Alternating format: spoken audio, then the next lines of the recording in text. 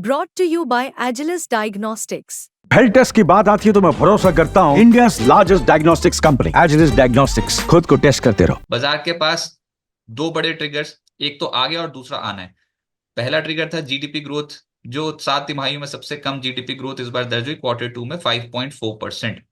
और जो आना है एक बड़ा ट्रिगर मार्केट के लिए इस हफ्ते, वो है आरबीआई की पॉलिसी। 4 से 6 दिसंबर को एमपीसी की बैठक है और 6 दिसंबर को आरबीआई की मॉनेटरी पॉलिसी आनी है।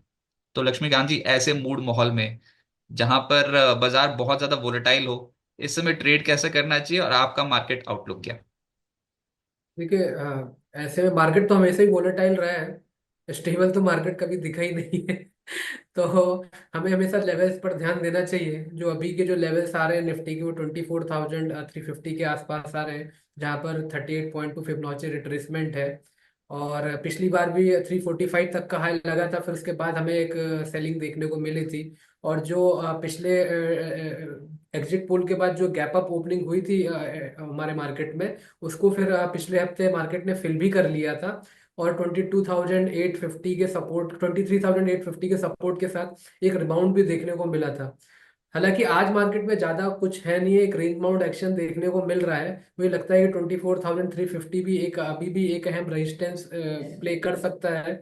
और निचले स्तर पे 23,850 से लेकर 800 का सपोर्ट नजर आ रहा है। तो मुझे लगता है कि आने वाले समय में इसी दायरे में मार्केट ट्रेड कर सकता है।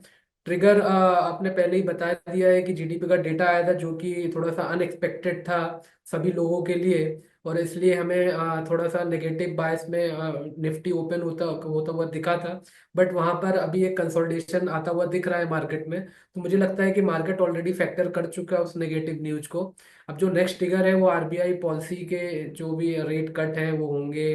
वो तो जहां तक अभी समझ में आ रहा है कि शायद इस बार ना करके वो लोग जनवरी तक का वेट करेंगे और तब वो रेट कट कर सकते हैं। और बैंक निफ्टी में भी वही हालात नजर आ रहे हैं। बैंक निफ्टी थोड़ा सा वीक नजर आ रहा है आज, अगर बैंक निफ्टी से अगर कंपेयर करते हैं। हालांकि अभी भी इसने अपने की मूविंग एवरेजेस को डिफेंड किया है। निचले लेवल पे 51,500 का सपोर्ट है, और मुझे लगता है कि कंसोलिडेशन ब्रेकआउट एक्सपेक्टेड किया जा सकता है शॉर्ट टर्म, जब ये 52,300 400 के ऊपर सस्टेन होना स्टार्ट करेगा।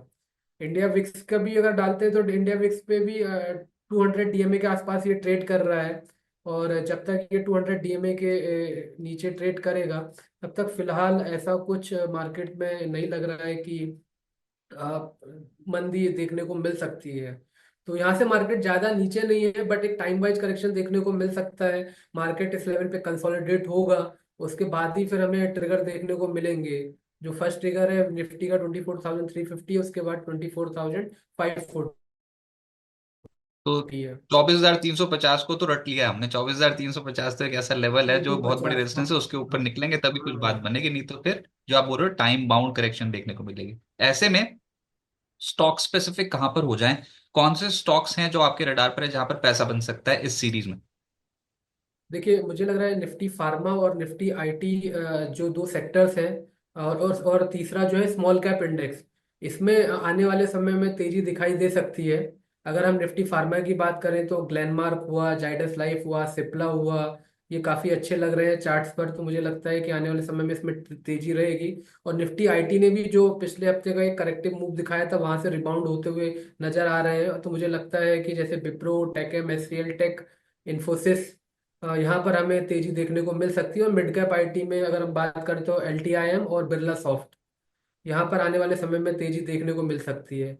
बिरला सॉफ्ट का स्ट्रक्चर काफी अच्छा है। पिछले दिनों इसने एक डबल बॉटम का ब्रेकआउट दिया था, और आज भी ये अपने 50 डीएमए लेवल को रिट्रेस करता हुआ आ रहा है। तो मुझे लगता है कि अगर ये एक शॉर्ट टर्म कंसोलिडेशन ब्रेकआउट अगर ये फिर से 603 605 के जोन को क्रॉस करता है, तो वहां से 640 के लेवल्स देखे जा सकते हैं बिरला सॉफ्ट में। वहीं पर अगर हम एलटीआईएम की बात करें तो एलटीआईएम कंसोलिडेट हो रहा है अपने 50 डीएमए लेवल्स के ऊपर। और एक कंसोलिडेशन ब्रेकआउट हम एक्सपेक्ट कर सकते हैं 6300 के ऊपर। 6300 को निकालेगा तो वहां से 6600 का लेवल दिखाई दे सकता है एलटीआईएम में। तो मिड कैप आईटी में ये दो स्टॉक काफी पॉजिटिव आ रहे हैं और रिस्क रिवॉर्ड रेशियो भी फेवरेबल है। और फार्मा में जो आपने कंपनियां बताई उसमें सबसे बेस्ट कौन सी लग रही है अभी? देखिए, सबसे बेस्ट तो ग्लेनमार्क ही लग रही है। ग्लेनमार्क अपने लोअर लेवल पे सस्टेन कर रही है। और यहाँ पर भी हमें क्या नाम है एक कंजेशन ब्रेकआउट देखने को मिला है। तो मुझे लगता है कि यहाँ से एक पुल बैक मूव आना चाहिए 1650 की तरफ ग्लेन मार्क में। और अगर बड़े स्तर पे देखा जाए तो सिप्ला भी काफी स्ट्रक्चरल मूव दे सकता है आने वाले समय में। यहाँ पर एक हर्डल है, हालांकि 1550 से लेकर 1560 जोन का आसपास। तो वहां पर अगर एक ये निकालता है ये हर्डल, तो ऊपर साइड के जो लेवल्स है 1610 से लेकर 1650 तक के वो दिखाई दिए जा सकते हैं सिप्ला में। आज तो खैर तो बड़ा ये दिन हो गया सिप्ला सिप्ला के लिए, अच्छा क्योंकि लग रहा है प्रमोटर ने 2000 करोड़ रुपए के शेयर बेचे है। आज एक ब्लॉक डील हुई थी सुबह, जिसका फ्लोर सिप्ला प्राइस में। 1442 के आसपास का था।